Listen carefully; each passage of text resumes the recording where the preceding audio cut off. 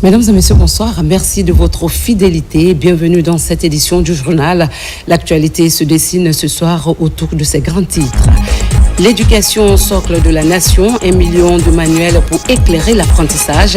Le gouvernement renforce les fondations de l'école guinéenne. Un engagement durable pour l'avenir du pays. Guilleré, dans Bokeh, se dote de nouvelles infrastructures de développement, écoles, forages, mosquées et routes communautaires inaugurées dans les villages de Kambia et Kankatripa. Un engagement de l'entreprise minière Kambia Bauxite Mining. De la banane aux rues de la capitale, à Donka, un nom chargé d'histoire, des plantations au quai d'exportation, un quartier d'une richesse agricole, la mémoire d'une Guinée féconde et ambitieuse dans ce journal. Avant de développer ces titres, nous passons à la lecture d'une série de décrets. Pour ce faire, nous recevons Ibrahima Sori Camara. Bonsoir Ibrahima Sori. Bonsoir Bédina. Bonsoir à tous. Décret D 2026-0007 PRG-SGG portant limosage d'un cadre au ministère des Postes et Télécommunications et de l'économie numérique.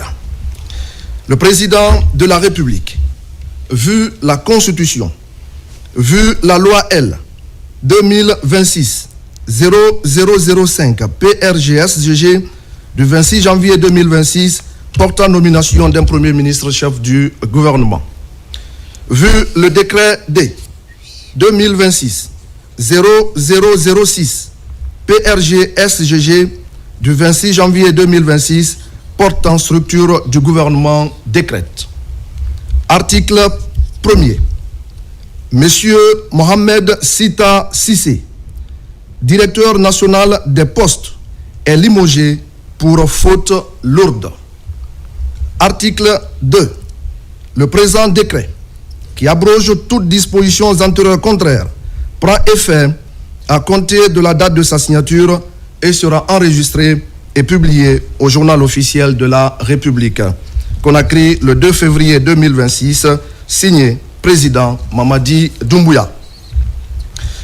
Décret D 2026-0008 PRG-SGG portant nomination partielle des membres du gouvernement.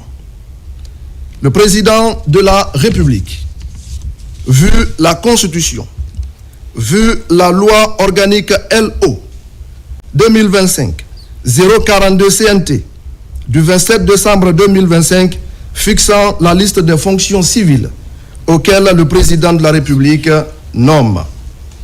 Vu la loi L 2018-025 AN du 3 juillet 2018 portant organisation générale de l'administration publique. Vu le décret D 2026-0005 PRG-SGG du 26 janvier 2026 portant nomination d'un Premier ministre chef du gouvernement.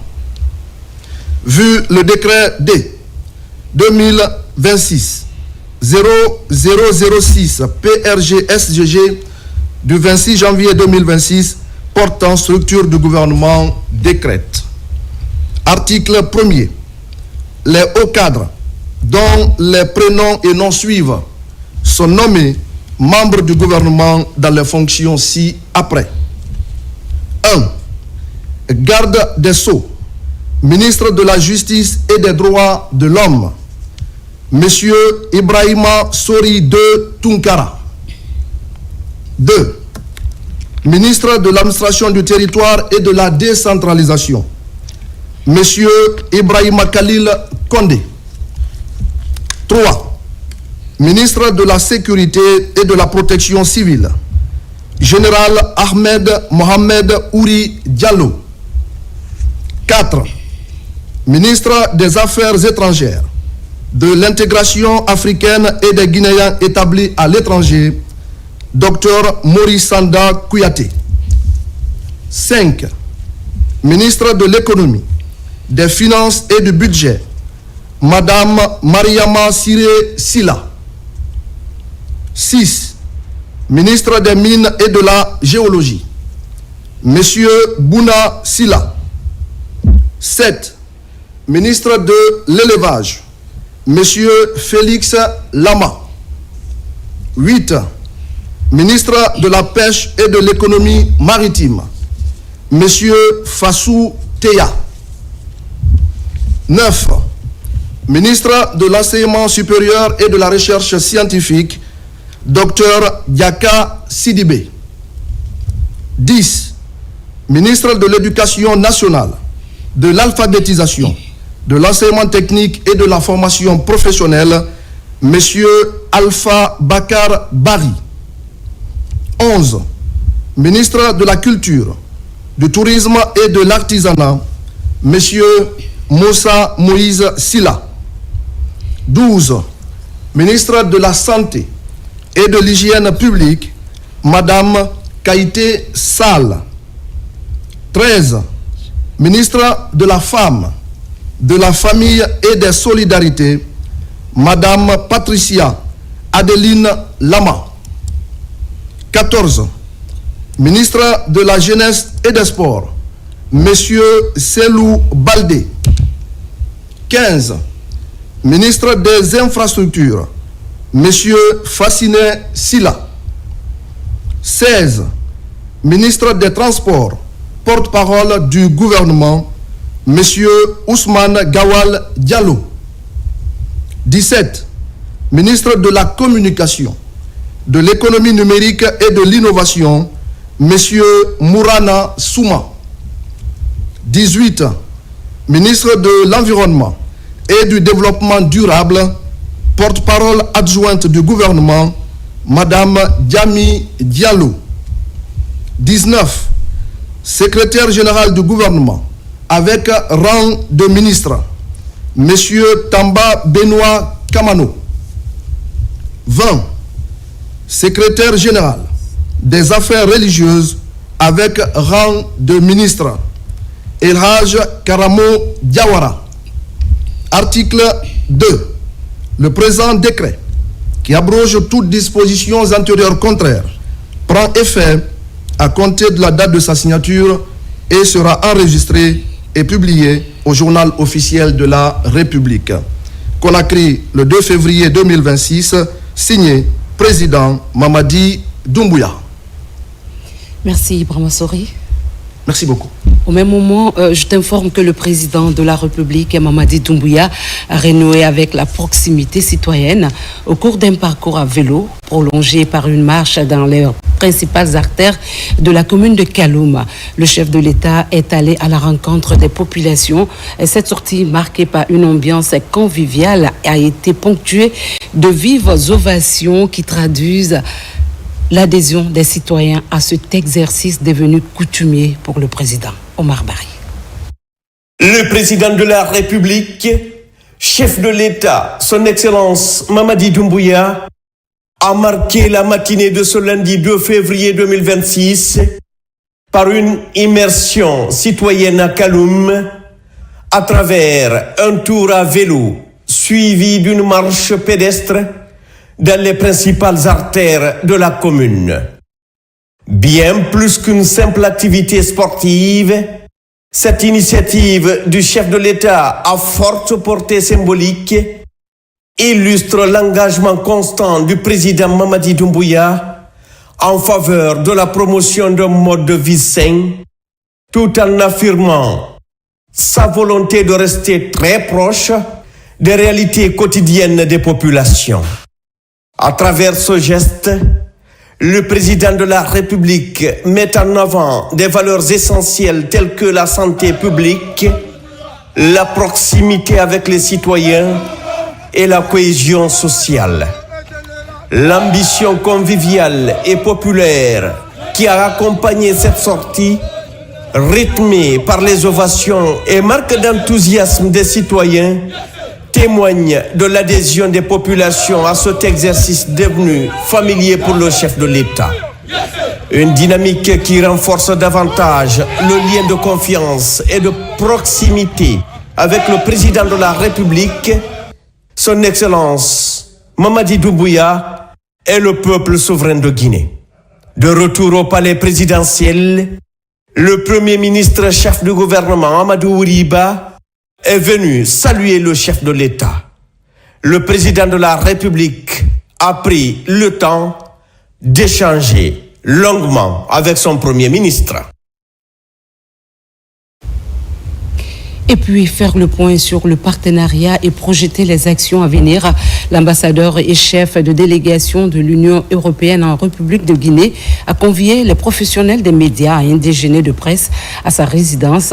Au cœur des échanges, les axes de coopération bilatérale et les programmes de développement mis en œuvre en collaboration avec le gouvernement guinéen, ainsi que les perspectives à moyen et long terme. Compte rendu, Pascaline Yomalo, Marie-Angélique Bangora.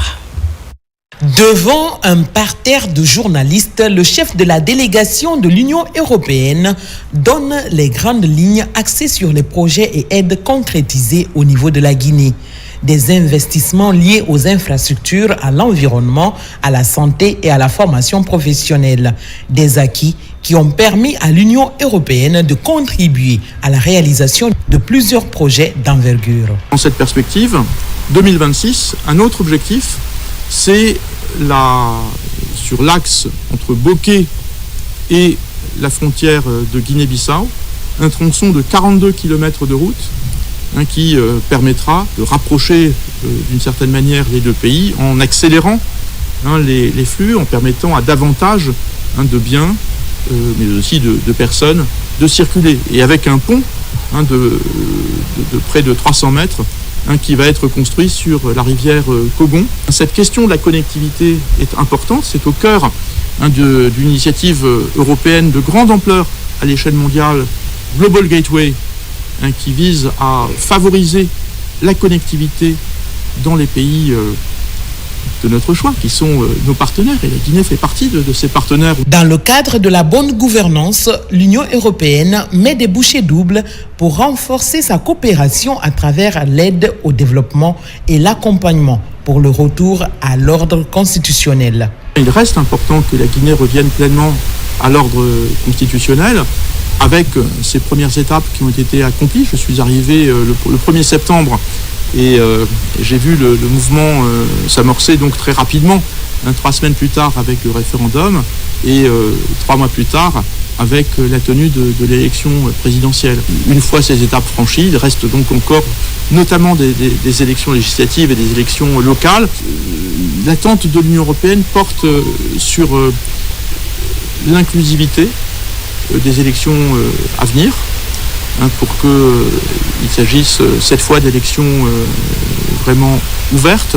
Ce déjeuner entre l'Union européenne et la presse guinéenne a été l'occasion pour l'institution de réitérer une fois encore son engagement à accompagner les autorités dans la mise en œuvre de leur stratégie de développement en cours dans le pays. Avant de poursuivre cette édition, nous vous donnons le contenu de ce communiqué conjoint ministère de la Sécurité et de la Protection civile et ministère des Transports. Dans le but de renforcer la fluidité de la chaîne logistique et l'évacuation des marchandises au port autonome de Conakry, le ministère des Transports et le ministère de la Sécurité et de la Protection civile informent les usagers de la route de la levée totale des restrictions de circulation des camions gros porteurs à partir du 1er février 2026 à 8h jusqu'au 31 mars 2026 à 23h59. La direction centrale de la police routière et le syndicat des transporteurs sont invités à prendre toutes les dispositions adéquates pour assurer la sécurité et la fluidité de la circulation. Conakry, le 1er février 2026, ont signé le secrétaire général du ministère des Transports et le secrétaire général du ministère de la Sécurité et de la Protection civile. Et cet autre communiqué émanant du port autonome de Conakry à l'intention de mesdames et messieurs membres de la communauté portuaire de Conakry et l'ensemble des usagers du PAC, La Direction générale du port autonome de Conakry informe l'ensemble des acteurs de la communauté portuaire et les opérateurs économiques de la prorogation de la levée des surestaries et des pénalités sur les produits importés et exportés au port autonome de Conakry jusqu'au 31 mars 2026. À cette occasion, les services compétents sont invités à prendre toutes les dispositions adéquates pour l'exécution immédiate de la présente mesure. Conakry, le 1er février, signé le directeur général. Former des jeunes engagés au service de la nation, la cérémonie de lancement de la formation civilo-militaire en faveur des aspirants au service de volontariat national s'est tenue ce lundi. Ils sont 300 jeunes volontaires à entamer une formation intensive de 10 jours, prélude à leur déploiement sur le terrain. Cette initiative vise à renforcer l'esprit citoyen de la jeunesse et à appuyer les actions de développement communautaire sur toute l'étendue du territoire national. Djaray Diallo. Après les étapes de Kankan et Kindia, Conakry accueille à son tour cette formation civilo-militaire. Elle est initiée par l'Agence nationale de volontariat jeune. Pour cette étape, 300 jeunes sont concernés. Pendant les 10 prochains jours, ils vont bénéficier d'une formation axée sur des thématiques liées aux notions de civisme. Une étape importante pour inculquer des règles qui devront guider ces jeunes sur le terrain. J'avais donc été retenu suite à un déploiement serré et encadré. En face des formateurs responsables aguerris, je vous invite à un échange fructueux, une attention soutenue pour une meilleure appropriation des modules. Votre rôle sera d'appuyer une structure locale qui est en manque de ressources humaines. Cette initiative s'inscrit dans la volonté des autorités à promouvoir le volontariat comme un levier solide pour la participation des jeunes au développement national. Une fois sur le terrain, ces volontaires devraient intervenir dans plusieurs domaines, notamment la sensibilisation citoyenne, l'appui aux communautés, la protection de l'environnement. En accueillant aujourd'hui les 300 volontaires, l'ASCAD reste fidèle à sa mission fondamentale. Former des jeunes utiles, responsables, disciplinés et pleinement conscients de leur rôle au sein de la République. Ici, vous n'êtes pas de simples apprenants. Vous êtes des acteurs appelés à porter les valeurs du civisme et du service à la communauté. Dans les mois à venir, vous interviendrez au cœur des communautés. Là où les besoins sont grands, vous serez présents. Là où l'espoir doit être ravivé, vous serez des visages de confiance. Cette remise à niveau est une opportunité pour les bénéficiaires d'acquérir des compétences, de renforcer leur employabilité et de contribuer activement à la construction du pays. À travers cette formation, ces 300 jeunes volontaires nationaux deviennent désormais des acteurs clés du développement local et pour la promotion des valeurs citoyennes. Limiter les risques liés à la résistance aux médicaments est désormais une priorité de santé publique. C'est dans ce cadre que l'Institut national de santé publique a organisé une session de formation consacrée à la résistance antimicrobienne. Selon l'approche Une seule santé, la formation a réuni 60 acteurs des secteurs de la santé, de l'environnement et de l'élevage avec pour objectif de renforcer les capacités des agents de laboratoire face à ce phénomène. Tcherno Maroufba, Mohamed Mpati Kamara. La résistance antimicrobienne représente aujourd'hui l'une des menaces les plus pressantes pour la santé publique. Elle compromet souvent l'efficacité des traitements. Elle prolonge aussi les hospitalisations et augmente la mortalité. Face à cette réalité, 60 acteurs des laboratoires de santé animale, végétale, environnementale et humaine renforcent leurs compétences pratiques afin qu'elles soient davantage outillées pour lutter efficacement contre ce fléau. Et ça concerne tous les secteurs. C'est dans le domaine du One Health, c'est l'environnement, c'est la santé animale, c'est la santé humaine, qui tous réunis veulent lutter contre la résistance antibactérienne. Parce qu'on a dit que d'ici 2050, si rien n'est fait, qu'on sera à 10 millions de décès. Donc c'est quelque chose qui est très important et malheureusement ça passe inaperçu et c'est une menace mondiale. Nous assistons beaucoup d'invasions de ravageurs non identifiés. J'ai trouvé la solution dans ce laboratoire. Au cours de cette session, plusieurs sujets essentiels ont été abordés, notamment les méthodes d'isolement, l'identification des espèces de bactériennes ainsi que le test de sensibilité des germes aux antibiotiques. Des thèmes qui devraient aider à renforcer les méthodes d'intervention. Connaissances vont vous servir à vous d'abord dans votre milieu de travail, mais aussi vous allez être les porte-parole de cette lutte contre la rame dans votre milieu, d'abord pour sensibiliser les prescripteurs, mais aussi pour transmettre les connaissances que vous avez eues ici aux autres qui n'ont pas eu la chance d'être là. Cette initiative de l'Institut national de santé publique vient désormais consolider les capacités opérationnelles dans la surveillance de la résistance antimicrobienne en Guinée. Dans une volonté d'améliorer les conditions d'apprentissage, le gouvernement guinéen met à la disposition des écoles plus d'un million de manuels scolaires, des ouvrages de français, de mathématiques et de sciences destinés aux élèves de tout le pays afin de renforcer l'enseignement des matières de base.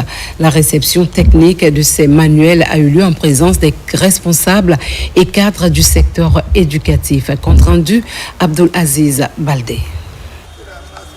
Aussitôt attendu, aussitôt arrivé. Les nouveaux manuels accompagnés de nouveaux programmes sont accueillis par les cadres de l'éducation. Le français, mathématiques et sciences et technologies sont conçus par les cadres de l'UNIRAP. Pour cette première phase, c'est le CP1 et 2 qui sont les principales cibles. Dans la dynamique de repositionnement de l'éducation nationale, l'amélioration des programmes d'enseignement est indispensable de la base au sommet. Ces manuels sont conformes au programme à 100%. Une fois que l'enseignant a ces manuels, il pourra dérouler son cours correctement en classe. C'est là l'intérêt de cette innovation-là. Et là, nous sommes au CP1, CP2. Nous allons poursuivre pour les classes de CE et pour les classes de CM pour que tout l'élémentaire soit fourni à un nouveau programme et un nouveau manuel. C'est ça la vision du ministère et nous travaillons dans ce sens. 1 607 000 manuels conçus seront distribués gratuitement aux élèves du pays. Une véritable bouffée d'oxygène où les manuels et le numérique sont au cœur de l'apprentissage. Ces livres sont conformes au programme avec des contenus pédagogiques modernes. La première fois que les nouveaux programmes sont accompagnés par de nouveaux manuels qui vont dans l'intérêt strict des élèves guinéens pour faciliter la qualité des apprentissages et des enseignements.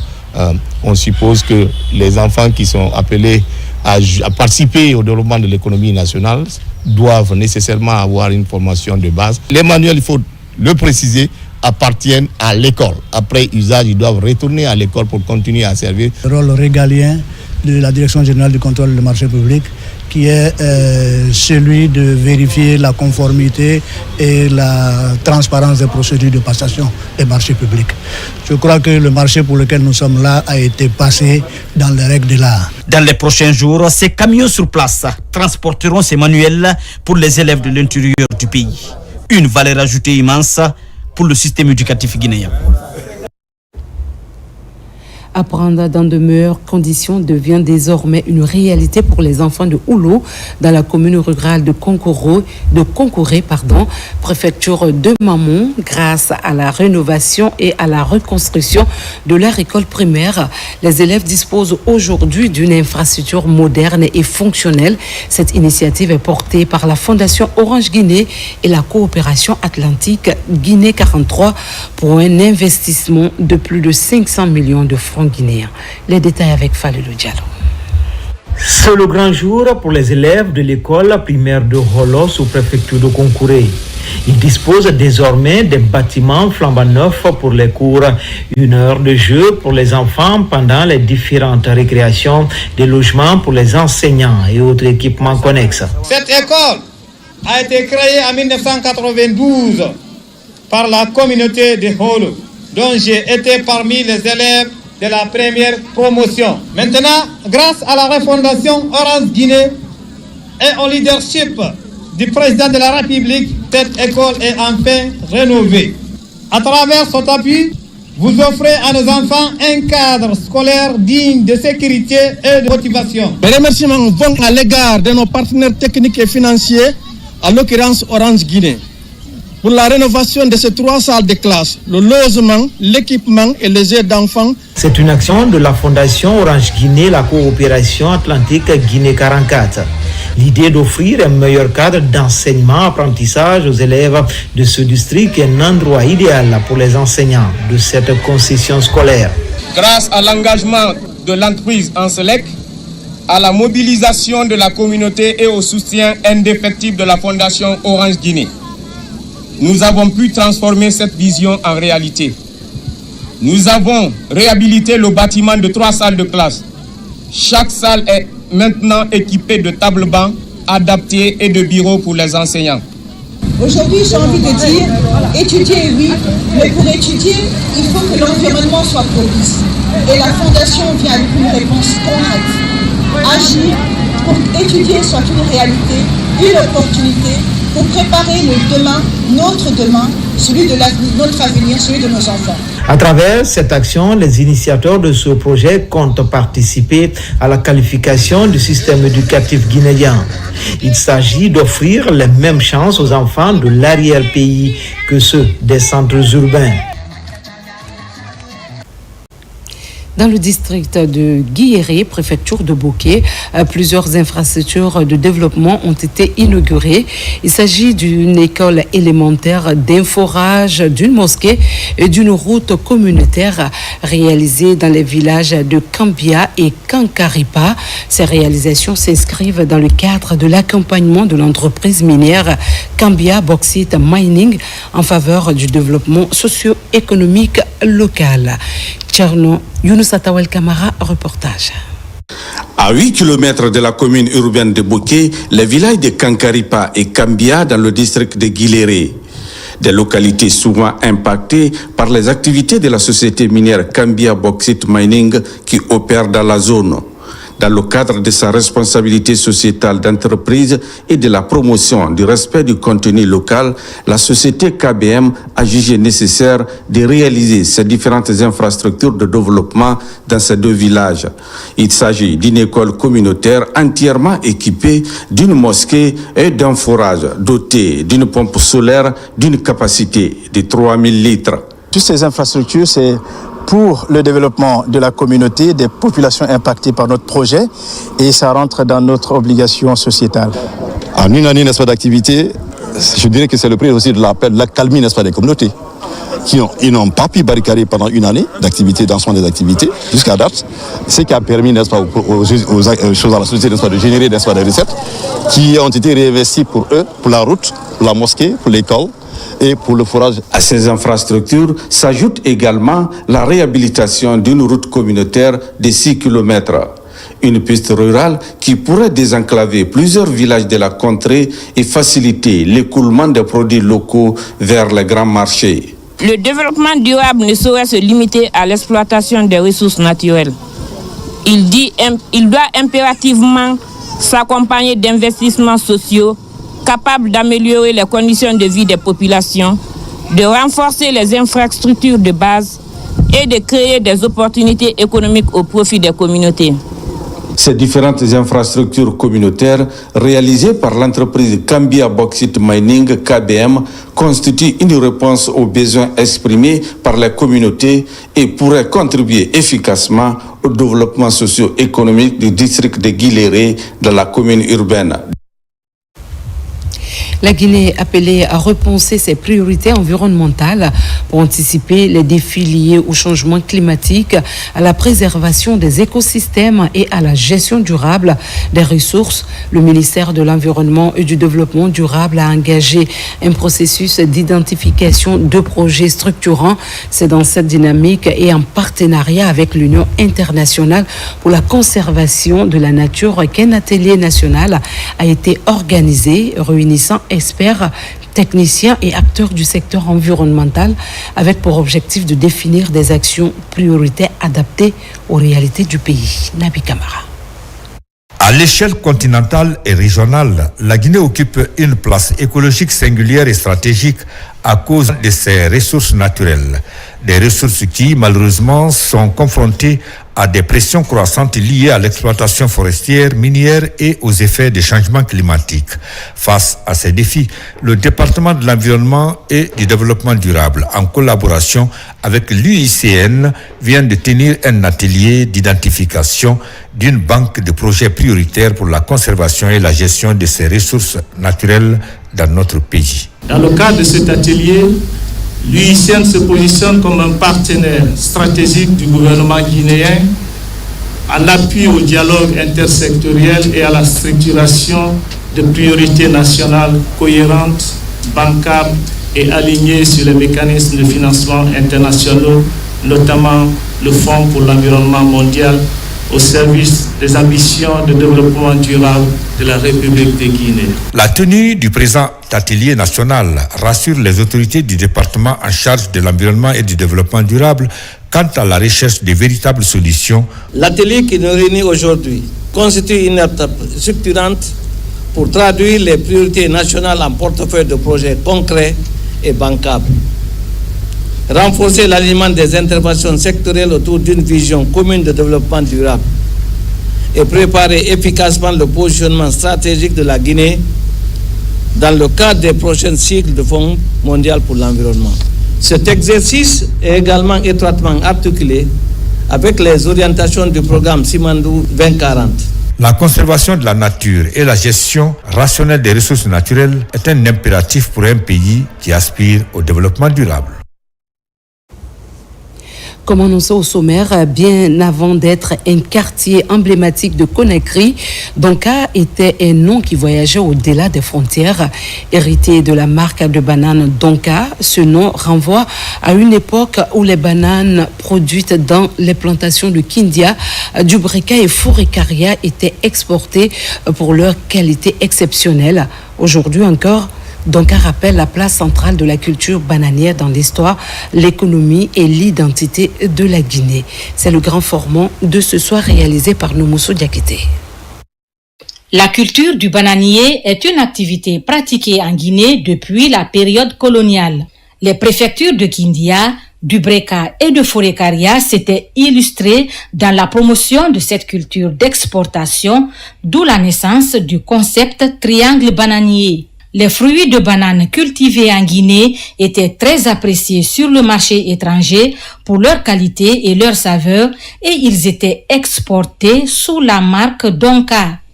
Cette marque d'exportation de régime de banane émanait de deux grandes plantations. L'une se trouvait à Donya, dans Dubreka, et il y avait la plantation de Kalia. À Fourekaria, leurs propriétaires d'origine française ont décidé de s'associer pour créer une même marque. Ils ont préféré prendre les initiales des localités où se trouvait leur plantation. Ils ont pris le don de Donya et le cas de Kalia. C'est ce qui fait le Donka actuel. Donc Donka, ce n'est pas un mot français, ce n'est pas un mot soussou, ce n'est pas un mot baga. C'est qui est du premier planteur de Donya.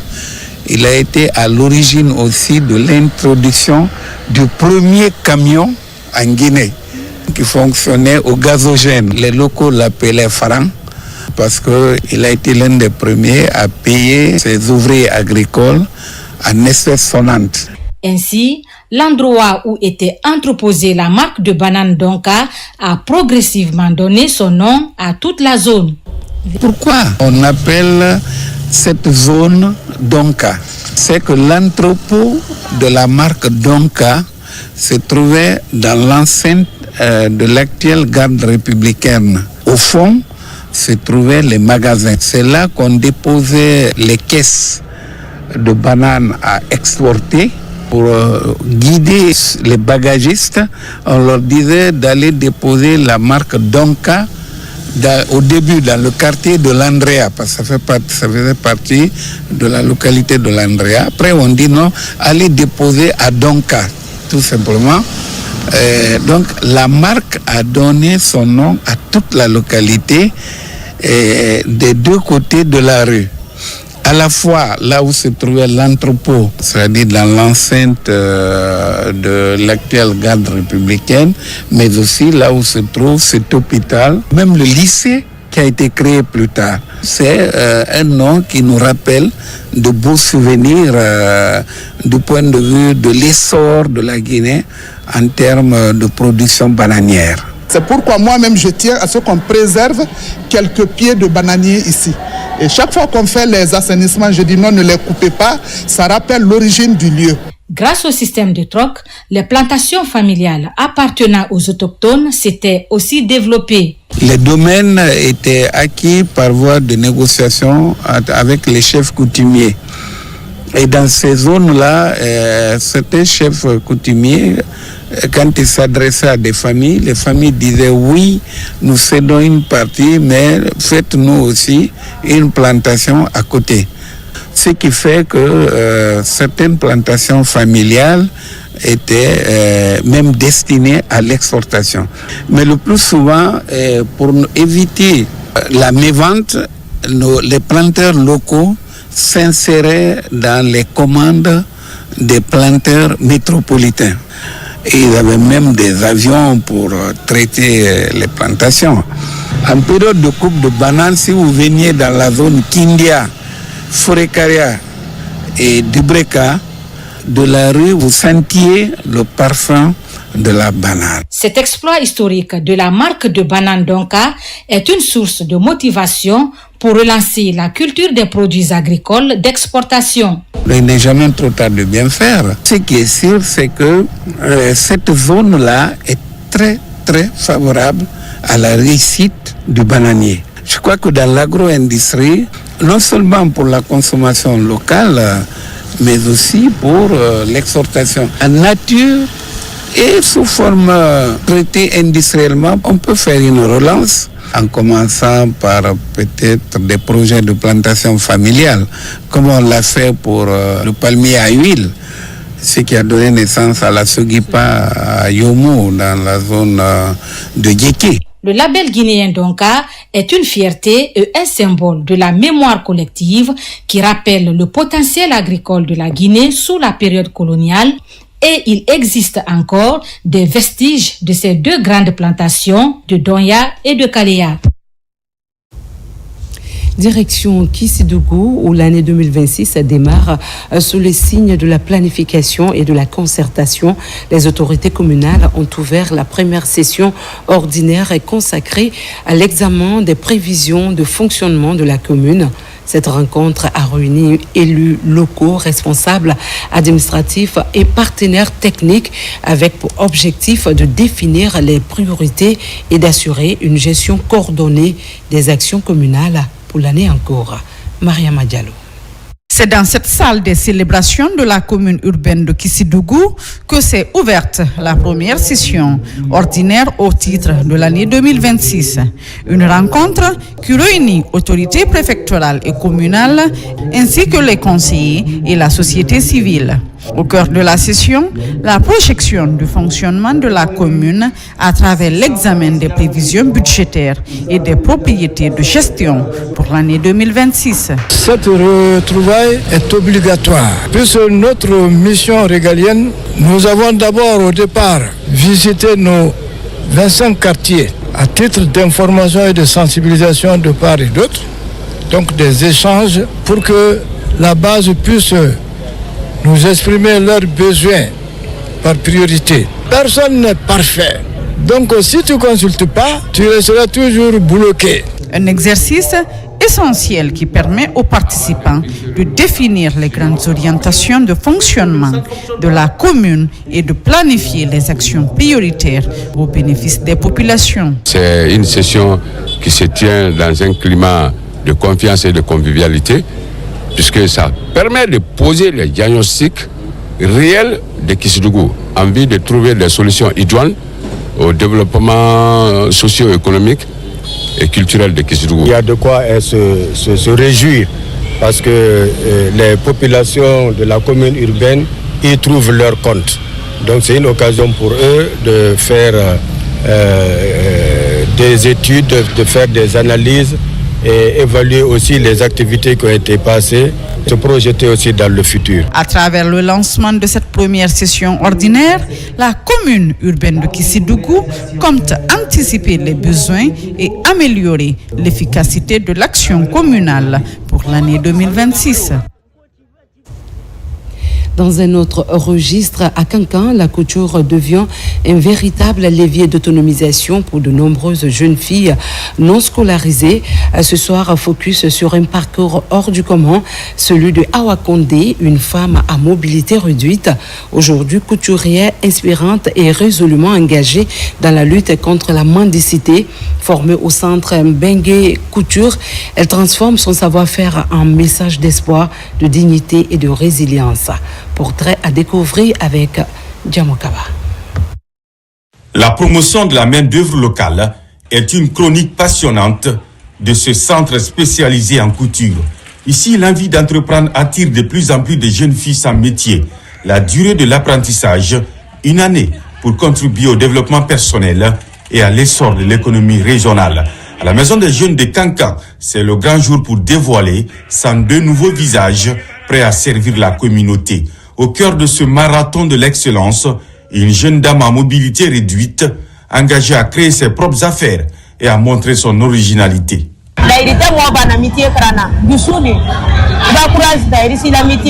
Malgré mon handicap, j'ai osé pour ne pas quémander.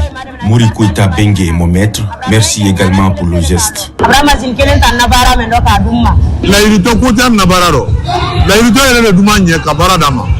Dans notre atelier, les personnes à mobilité réduite sont les bienvenues. Lorsqu'elles apprennent, ça va intensifier la lutte contre la mendicité. Par ce défilé des modes, elles sont célébrées pour attirer d'autres jeunes filles sans métier à se lancer dans ce grand bain. Des créations de haute couture livrées dans ce sens, un véritable voyage dans le monde du mannequinat. Quelqu'un a bien travaillé et les élèves aussi ont mérité. Puisque quand vous mettez les élèves en épreuve, si le travail est bien fait, donc il faut les récompenser avec un diplôme. Quand je suis venu là, moi je suis vraiment content. Bengue Couture est une référence à Kankan, mais aussi dans la sous-région. Donc nous avons scellé entre nous des liens de partenariat du Burkina, du Mali, de la Côte d'Ivoire, du Sénégal, de la Guinée, etc. C'est pour que la mode africaine puisse avoir une dimension internationale. Derrière cette réussite collective, Bengue Couture pour un capital humain compétitif. En restant mobilisé pour la cause de cette couche vulnérable, Morikoita ne veut laisser aucune fille sur le bord de la route. Des main-d'œuvre locales qualifiées. Voilà sa motivation pour favoriser le développement socio-économique du pays. Dans le même esprit, renforcer l'indépendance financière des femmes par la formation et l'entrepreneuriat. C'est autour de cette ambition qu'une rencontre d'échange s'est tenue dans la commune de Matoto, organisée par le Centre de formation et de perfectionnement Création Madame Tafamé. Cette initiative vise à accompagner les couturières vers une meilleure autonomisation économique en leur donnant les outils nécessaires pour assumer leurs charges et développer leur activité. Mikini Moussa Kamara, Marie-Angélique Bangora. Encourager le talent, récompenser l'excellence et propulser les jeunes filles et les femmes vers l'autonomisation, ce sont des principales missions assignées au Centre de formation et de perfectionnement Création Madame Tafamé, une structure qui existe depuis 32 ans. Grâce à la formation professionnelle des jeunes filles et femmes vulnérables, y compris celles en situation de handicap, acquièrent une indépendance financière. Il n'y a pas de sous-métier. Donc, avant, la couture était négligée. Mais aujourd'hui, les couturiers peuvent s'organiser en entreprise et peut aider beaucoup les femmes. Donc, vraiment, j'invite les femmes. Au lieu de mettre les plateaux sur la tête, se promener, si tu as un métier, c'est plus garanti. Les dispositions sont à prendre au niveau de la direction, surtout dans le cadre de la mise en œuvre de la stratégie nationale de développement et de la formalisation du secteur de l'artisanat, pour que vraiment les institutions puissent nous aider afin de permettre à ces filles-là vraiment de se prendre en charge et devenir autonomes. L'autonomisation des couturières est un levier clé de l'entrepreneuriat féminin et de la réduction du chômage. Non, nous encourageons ce métier, surtout c'est un métier vraiment prometteur qui sert à insérer les jeunes, que ce soit les jeunes garçons ou bien les jeunes filles. Et nous encourageons, et l'élan qu'on a pris en 2025, et on va suivre le même élan cette année encore en 2026. Le secteur de la mode en Guinée encourage la modernisation des techniques de couture pour une meilleure compétitivité. À la page religieuse, c'est dans un esprit de foi et de responsabilité collective qu'une conférence islamique s'est tenue à Conakry dans une atmosphère de recueillement, de prière et de fraternité. Accueillie au Palais du Peuple, cette rencontre a invité les fidèles musulmans à s'engager activement dans la consolidation de la paix et de la réconciliation nationale en Guinée. Les femmes et les jeunes ont été associés à cette initiative portée par la famille musulmane de Guinée, œuvrant pour la quiétude sociale, le respect mutuel et le vivre ensemble. Abakar Djabi. La vulgarisation des principes islamiques, axés essentiellement sur le vivre ensemble et l'amour du prochain, reste au cœur des activités de la structure dénommée Famille musulmane de Guinée, Famougi. Dans cette salle du Palais du Peuple, elle vient de mobiliser ses co-religionnaires musulmans pour véhiculer des enseignements coraniques. Il s'agit notamment d'échanger sur la consolidation de la paix et la réconciliation nationale en Guinée. Le thème retenu est la place des femmes et des jeunes dans la consolidation de la paix en islam. La paix ne se décrète pas. Elle se construit par l'éducation, le respect, la justice et la responsabilité. C'est la 7e édition de cette conférence islamique. Elle regroupe un nombre important de fidèles musulmans pour rappeler les valeurs de la paix et de la cohésion sociale. Ce que je demande aux Guinéens, alhamdoulilah rabbil alamin, c'est de préserver les 4 piliers même de la paix. La vérité, qui est très important, la justice, et qui est très important, l'amour aussi, et la liberté. Donc avec ça, la Guinée peut aller de l'avant. Je formule le vœu que ces conférences soient une source d'enseignement bénéfique pour tous et qu'elles contribuent à l'éclair nos consciences, à renforcer notre engagement pour un islam de sagesse, de tolérance et de responsabilité. Durant de longues heures, les conférenciers ont élucidé les participants sur les écrits du Saint-Coran basés sur le respect mutuel et la foi islamique. Chaque participant accorde un intérêt particulier au message véhiculé pour consolider le tissu social et la paix en Guinée. À la même page, l'Église universelle célèbre la journée mondiale de la vie consacrée dans l'archidiocèse de Conakry. La célébration s'est tenue à la paroisse Saint-Jacques de Lambaye. À cette occasion, les religieux et religieuses se sont retrouvées autour d'une conférence spirituelle portant sur le thème « La routine dans la vie religieuse ». La journée s'est poursuivie par une messe d'action de grâce dédiée au cheminement vocationnel et au témoignage de la vie des consacrés. Marie-Simone Noël Tono, Robert Bangora, reportage. À chaque 2 février de chaque année, l'Église catholique célèbre la fête de la présentation de Jésus au Temple. Cette journée mondiale de la vie consacrée est instituée par le pape Saint Jean-Paul II depuis le 6 janvier 1997. À l'archidiocèse de Conakry, c'est ce dimanche 1er février que les fidèles ont célébré la solennité précédée d'une conférence sur le thème « La routine dans la vie religieuse ». La vie de foi des personnes consacrées n'est pas une vie de routine où tout recommence, frères et sœurs, comme si l'on tournait en rond dans un cercle. Elle est plutôt une vie de croissance spirituelle et humaine, semblable à une spirale, de telle sorte que nous croissions jusqu'à la contemplation des réalités d'en haut. La journée s'est poursuivie par cette messe placée sous le signe de l'action de grâce. Ils sont au total 32 religieux présents, tous membres d'une congrégation de l'archidiocèse de Conakry. Nous rendons grâce à Dieu pour les femmes et les hommes qui ont choisi de suivre le Christ de plus près à travers les conseils évangéliques, qui ont répondu à l'appel du Seigneur en venant travailler dans sa vigne qui est à Conakry. Bien qu'en droit, tout chrétien soit consacré au Christ par son baptême, ceux-là ont choisi un engagement public plus radical. Cette journée met en lumière leur rôle dans la vie consacrée qui enrichit et réjouit l'Église par la multiplicité des charismes. Je suis religieux depuis 40 ans. Cette journée nous permet de renouveler notre engagement au Seigneur. C'est un moyen pour nous d'enlever la poussière qu'il y a sur nous.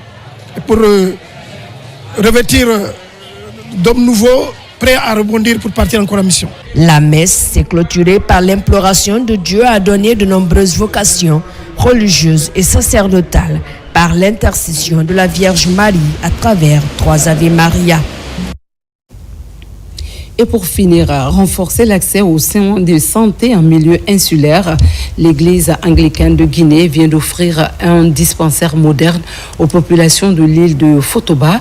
Cette infrastructure sanitaire construite et entièrement équipée sur fonds propres a été officiellement remise par l'archevêque anglican de Guinée. La cérémonie s'est déroulée en présence de nombreuses personnalités et des populations bénéficiaires venues saluer une initiative à fort impact social. Nos reporters Robert Siditono et Mohamed Yansane étaient sur place.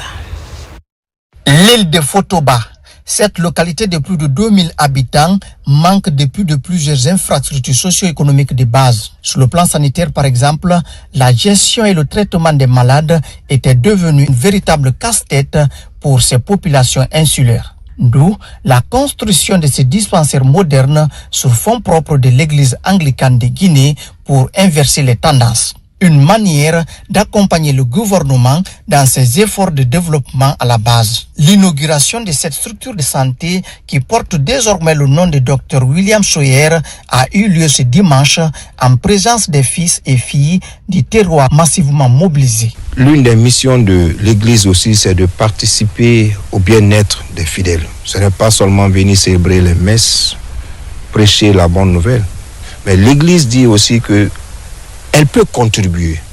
Et en contribuant, nous avons mis une infrastructure au compte de ces médecins que le gouvernement a envoyés. Nous allons travailler en collaboration pour qu'ils aient au moins un endroit, un bâtiment où ils pourront recevoir les gens. Le centre de santé de Fotoba compte un laboratoire, 11 lits, une salle de mise en observation, une pharmacie, une salle d'accueil, une salle pour le médecin-chef, 2 salles polyvalentes, 2 toilettes. Nombreux sont des citoyens qui se disent déjà soulagés par ces gestes. Le nom qu'il porte est le nom de mon beau-frère qui a fait beaucoup pour l'île et qui est décédé il y a plus d'1 an. Et ça me touche beaucoup. On va compléter en fonction des besoins. Donc, si Dieu nous donne aujourd'hui qu'on a au moins un centre sanitaire qui est à proximité, vraiment ça pourra beaucoup aider nos populations pour ne plus brader la main pour aller à Conakry pour se faire soigner. C'est suite au culte de ce dimanche 1er février en la paroisse Saint-Jean divin de Fotoba que Monseigneur Jacques Boston a procédé à la remise officielle de cette infrastructure de santé aux populations de Fotoba. L'archevêque anglican de Guinée a dans ses enseignements bibliques appelé les populations de Fotoba à la promotion de la paix. La cérémonie de remise du dispensaire de Fotoba a été marquée par des prières et recueillements sur les tombes de certains pionniers de l'église anglicane de Guinée dans la localité, à l'image de Jacob Benjamin et Madi Marceline Morgan. C'est ici qu'on s'arrête. Merci de nous avoir suivis. Continuons d'avancer ensemble pour la Guinée, notre paradis, terre de richesse et d'innovation. Excellent suite de programme sur la chaîne qui a pour mission de vous servir. Bonsoir.